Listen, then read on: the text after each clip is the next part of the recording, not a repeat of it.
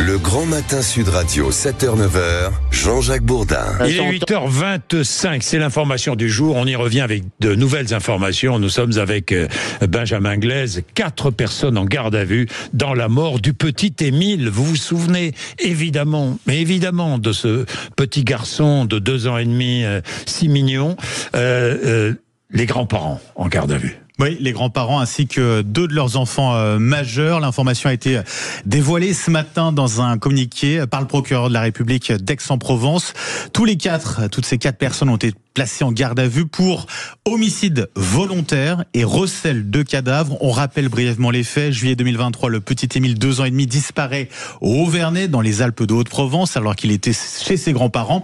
Fin mars 2024, ses ossements sont retrouvés par une randonneuse à moins de 2 km du lieu de sa disparition. Mars 2025, il y a quelques jours seulement, la section de recherche de Marseille avait passé plusieurs heures dans ce hameau du Vernay. Ils étaient repartis avec une imposante jardinière positionnée près de la chapelle du hameau. Des traces de sang y avaient été retrouvées ce matin. Donc, ces 4 personnes, je le rappelle, les grands-parents du petit Émile et 2 de leurs enfants majeurs ont été placés en garde à vue pour homicide volontaire et recel de cadavres. Les précisions du magistrat du procureur de la République d'Aix-en-Provence, ces placements en garde à vue s'inscrivent dans une phase de vérification et de confrontation des éléments et informations recueillis lors des investigations réalisées ces derniers mois.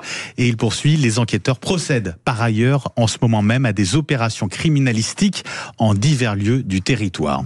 Voilà. On est un peu sidérés en fait avec Elisabeth. On est tous sidérés. Et vous aussi, parce qu'on ne peut pas s'empêcher de penser immédiatement à l'affaire Grégory. En réalité, vous savez, ça nous rappelle, on a une sorte de traumatisme et de mémoire collective. Et là, sur Émile, est-ce qu'on va être dans ce ciseau entre l'horreur absolue d'un comportement familial et la beauté de ce petit garçon avec sa marguerite sur l'oreille. Enfin, cette photo magnifique. Vous savez, ça me fait pour sortir de cette affaire sur laquelle, à vrai dire, je n'ai aucune information, bien sûr. C'est que je suis toujours fascinée quand on parle de la famille. Si vous voulez, on dirait que la famille, c'est le paradis sur terre, un jardin d'Éden. Que tout se passe bien. Ça vous rappelle la manif pour tous, un papa, une maman. Et si vous voulez, il y a une vision complètement irénique. C'est la vision série américaine de la famille, vous savez, avec un grand frigidaire. Et la petite maison dans la C'est vrai ce que vous dites, c'est très vrai. Et tout le monde oublie que la famille, c'est aussi un lieu d'enfermement, de névrose, de domination, de conflit. Vous avez déjà vu un film de Bergman, tout ça. Bien sûr. Et donc c'est les deux, je dis pas du tout. C'est les deux. Et ça m'énerve toujours quand on parle de la famille comme ça, un peu naïvement. Comme idéal. Sauf qu'Elisabeth, je suis d'accord avec vous, mais Elisabeth, vous savez très bien que dans toutes les... c'est un cas extrême.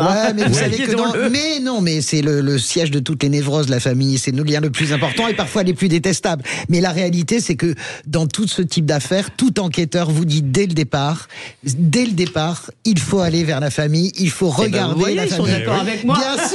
Bien sûr, c'est vraiment la humaine. Non, mais on ne devrait pas rire, mais ce que j'essaye de dire, c'est qu'on devrait en général essayer de se rappeler que la condition humaine n'est pas...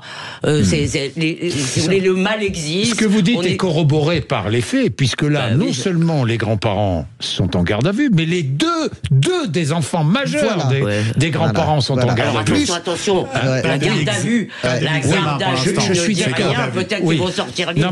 On est d'accord. Néanmoins, s'ils sont en garde à vue, c'est que les enquêteurs ont des questions. Alors, excusez-moi, quand vous donnez une raison de garde à vue aussi lourde, parce que on peut placer quelqu'un en garde à vue, homicide volontaire et recel de cadavres. Et recel de cadavres. Donc, vous imaginez un peu la lourdeur du chef de prévention et de la garde à vue. Donc, en plus, je ne sais pas, ils ont 70, 75 ans, mais ils ont énormément d'enfants. On est dans une famille catholique. On est aussi dans des parents qui sont très jeunes. Les parents de petite Émile était quand même extrêmement jeune, donc voilà, on attend. Eh bien, nous en saurons un peu plus. Nous ne pouvons pas discourir plus loin parce que nous ne savons pas.